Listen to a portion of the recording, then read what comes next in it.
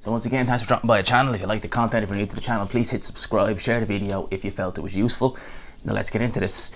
First off, in London, hell of a city, you know, unreal. Met with Ade, done a load of things over here, but the kind of fun part is coming to an end, so I want to get a video in before I go. So Dillian, Whyte and Andy Ruiz, there was talk of them potentially having a fight this coming April. We know Eddie Hearn said that I think he made an offer to Andy Ruiz or something like that, something in around that line anyway. Ruiz has come back and said no, he's going to make a comeback. You know, obviously he's got a new trainer, well, he's going to get a new trainer. Obviously split Manny Robles, and be interesting to see kind of where he does. I think he'll face the winner of Martin versus Washington, which is going to be in the Fury Wilder undercard.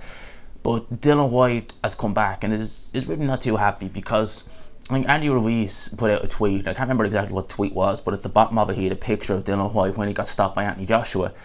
Dillian Whyte's come back and he's made a video. He made, I think, a video on Twitter, really going in on Andy Ruiz. He called him a fat, you know what, his C word, which I'm not going to say. He's also been saying, you know, talking shit, stuff like that, and, you know, Dillian Whyte's really going in, you know, kind of balls to the wall deep on Andy Ruiz. He ain't too happy. Dillian Whyte is such a fiery character. You know, he really is. You very seldom see guys like Dillian Whyte around. You know, Dillian Whyte, I think I've said this before, you could put Dillian Whyte in a room full of mirrors and he'll end up starting a row with himself. That's the kind of guy he is. So when someone like Andy Ruiz comes out, you know, talking, you know what, you know, trying to give it to Dillian Whyte, yeah, he's the sort of guy where he's going to come back. He's going to come back swinging, and he'll be pulling no punches. Dillian Whyte just has that kind of attitude, just light a spark on him and he's just gone. You know, we've seen that time and time again. We've seen it in the first resort, gloves off. We've seen it with Anthony Joshua in the past, saying, you know, I think it was in Klitschko training camp, they wanted to have a dust up with Anthony Joshua on the street. I think he even said he wanted to come to Doncaster to fight Dave Allen, like, on the street. Dillian Whyte is, yeah, he's fiery. He's definitely fiery. It looks kind of likely now we're going to get Dillian Whyte versus Povetkin. I still think that's a good fight, a decent fight. It's not as competitive as it would have been maybe a couple of years ago, maybe 2 years ago, but I definitely think that Dillian Whyte versus Povetkin, very, very good fight. I favour Dillian Whyte in that slightly. With Andy Ruiz, you know, I think with Andy Ruiz, he's kind of going into that PBC kind of, you know, I don't want to say cult, but kind of PBC way of thinking, where it's all in-house. You know, you're turning down, you know, potentially good paydays, good fights with other guys on different networks because, you know, you're not really in control. You know, let's face facts. Look at the Charlo situation, look at the Wilder situation. You know, you're not fully in control. You're not fully in control of what's going on. So I think we've kind of seen Andy Ruiz kind of fall into that trap now a bit, which is unfortunate. But as I've said, you know, if Dillian Whyte and Andy Ruiz ever did fight, the Andy Ruiz pre-Anthony Joshua.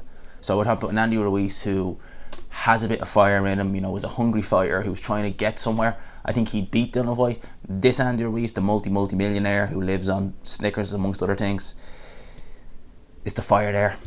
You know, he's been a world champion, made enormous amounts of money. Is he going to go in there against someone like a Dillian Whyte and just think, you know what, I don't have anything to prove. You know, I've done it all, I've got my money, fuck it, I'm just going to pick up this payday and, you know, sail off to the nearest KFC or Nando's. Is that kind of how it's going to be, or is he going to still have that bit of fire in him? Who knows? Maybe a trainer like Teddy Atlas, we've heard names like Teddy Atlas mentioned, would bring out the best in him, maybe get the discipline back into him, because you know what Teddy Atlas is like. You know, he won't take shit. Well, let's face facts, he won't take shit. But, you know, we'll see. It'd be interesting to see, like, someone like Andy Ruiz who's made that money, stuff like that, would they really be able to, would they really have the mindset to go with someone like a Teddy Atlas? Would they be able to take the kind of, you know, army regiment kind of style that Teddy Atlas has? I don't know about that. You know, be interesting. So those are my thoughts on this. Let me know what you think down below. Hope you enjoyed this video. Like I said, London, hell of a city. Room's a bit kind of messed up, but yeah, London's a hell of a city. I'm going to probably do an audio recording with just a few sights of what happened in London in my next video, whoever that's going to be about, but probably about Billy Joe actually on Canelo. So stay tuned for that. But yeah, hell of a city. Really enjoyed it over here. Thanks again for dropping by the channel. Subscribe if you're new, and as always, I will talk to you after.